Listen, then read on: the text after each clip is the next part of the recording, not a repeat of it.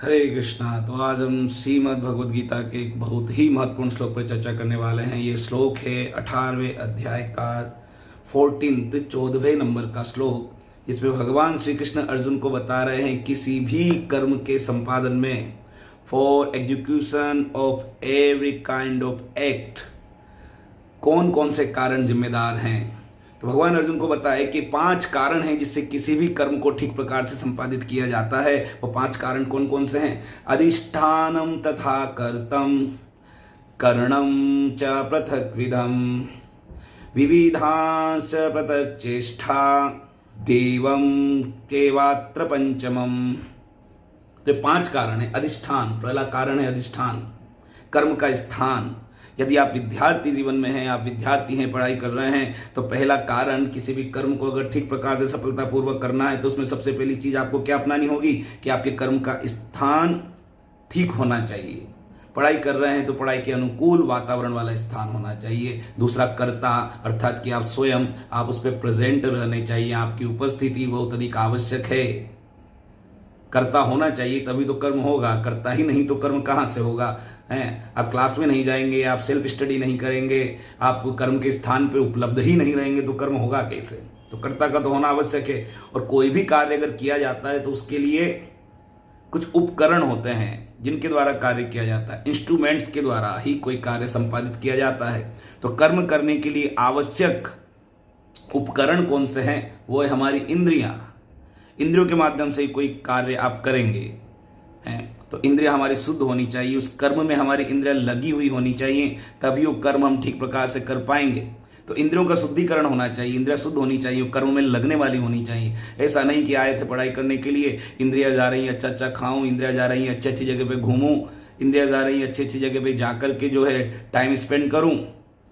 इंद्रिया अगर इधर उधर भाग रही है तो फिर कर्म ठीक प्रकार से नहीं होगा। इंद्रिया शुद्ध होनी चाहिए, कर्म में लगी हुई होनी चाहिए। चौथा है आपकी इच्छा, आपकी चेष्टा, कि उस कर्म को ठीक प्रकार से संपादित करने के लिए आपकी इच्छा कितनी है, आपकी चेष्टा कितनी है। ये चारों कारण आपके हाथ में है। कर्म के स्थान का चयन करना, आपका उपस्थित रहना, आपकी इंद्रियों को ठीक प्रकार से शुद्ध रखना और कर्म में लगाना, और चौथा उस कर्म को करने की आपकी इच्छा होना। ये चारों आपके हाथ में कारण है। 5वां कारण है देवम, अर्थात कि परमात्मा। 5वां कारण है परमात्मा, अर्थात कि भगवान, कि उस कर्म की सफलता देना या न देना अंततः भगवान के हाथ में है।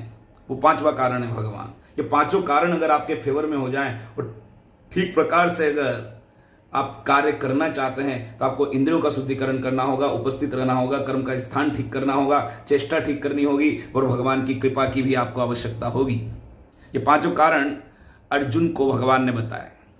तो 5 कारण को अपने फेवर में करने के लिए, इंद्रियों के शुद्धिकरण के लिए कि मेरी इंद्रियां कर्म में लगे, मेरा मन कर्म में लगे, फोकस्ड हो जाए, मेरी इच्छाएं इधर उधर ना भागे। आए थे कोटा में पढ़ाई करने के लिए लेकिन इच्छा इधर उधर भाग रही है कि अभी फैमिली प्लानिंग भी करना है, अभी ये भी करना है, अभी वो भी करना है। नहीं, इच्छाएं इधर उधर नहीं भागे, इच्छा केवल कर्म करने की हो। ये 5 कारणों को ठीक प्रकार से अपने फेवर में करने के लिए हमें किसी न किसी स्पिरिचुअल एक्टिविटी को करना होगा, किसी आध्यात्मिक क्रिया को अपनाना होगा। और कल युग में हम सभी जीवों के लिए बड़ी सरल आध्यात्मिक विधि शास्त्रों में दी गई है। भगवान के नामों का जप करना, मंत्रा मेडिटेशन करना, जिसके द्वारा बड़ी सरलता से हम अपनी इंद्रियों को कर्म में ठीक प्रकार से लगा सकते हैं, अपनी इच्छाओं को शुद्ध कर सकते हैं और ठीक प्रकार से कर्म करके सफलता अर्जित कर सकते हैं। तो उसके लिए क्या करना होगा? सबसे सरल विधि जो कलयुग में बताई गई है उसे अपनाना होगा। हरे कृष्ण कृष्ण कृष्ण हरे हरे, हरे राम राम राम हरे हरे। अर्थात कि अगर हम रोज नियमित रूप से इस महामंत्र का जप करते हैं, 5 मिनट 10 मिनट समय निकाल करके बैठ करके भगवान के इन पवित्र नामों का उच्चारण करते हैं, तो उससे हमारा मन, हमारी इंद्रियां स्वतः ही नियंत्रित होकर के कर्म में प्रवीण हो जाएंगी। तो इन 5 कारणों को अपने फेवर में करना है तो हरि नाम लेना है। हरे कृष्णा।